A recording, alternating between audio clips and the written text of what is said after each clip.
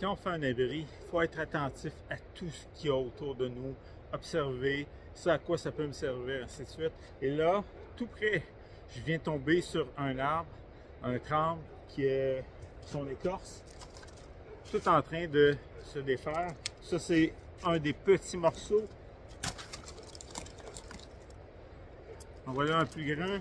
J'en ai comme 5-6, puis il est possible que j'en récolte peut-être un ou deux autres de plus. Et des morceaux comme ça, ça nous sert à faire un toit en pente. Donc j'aurais des branches qui seraient accrochées ici, deux grands morceaux, des branches de travers, et ça s'en va comme ça ici. Donc j'ai un creux, comme ça, une autre, la même chose à côté, puis une par-dessus, qui va faire en sorte que si ça tombe dessus, ça va couler sur les autres tuiles qui sont de chaque côté. Puis avec l'angle, ben, l'eau va s'écouler jusqu'en bas. Si j'ai des petites tuiles grandes comme ça, c'est pas un problème. Et il s'agit juste que celle qui est en haut, elle va embarquer par-dessus celle qui est en bas. Donc ça va couler sur celle qui est en bas, ainsi de suite.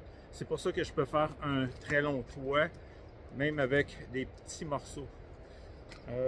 Mais là, je vais m'en servir quand je vais avoir terminé mon banc. Mettre ça dessus pour que ça soit confortable. Même si ça brise, il va rester assez de morceaux, puis pendant une nuit, je vais avoir plus de confort que si je sentais un petit peu les bouts de branches là, qui peuvent arriver dans le dos puis un peu partout.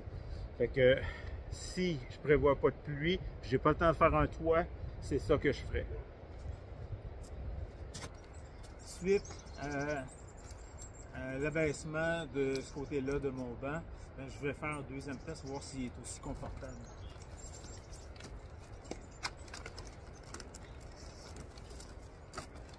Oh, c'est confortable!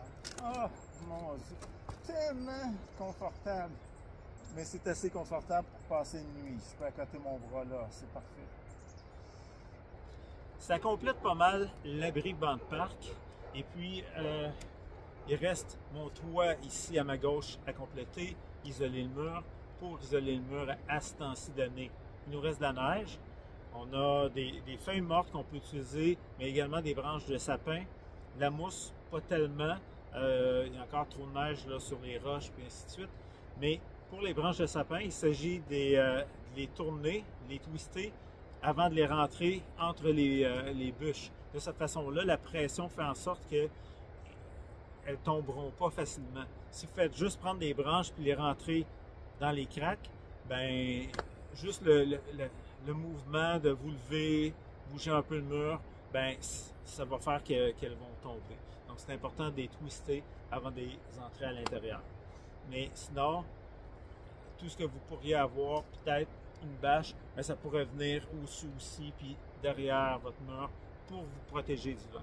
Et n'oubliez pas que le vent, ben il faut qu'il arrive de l'arrière. Mais il peut toujours avoir un changement de direction de vent pendant la nuit aussi.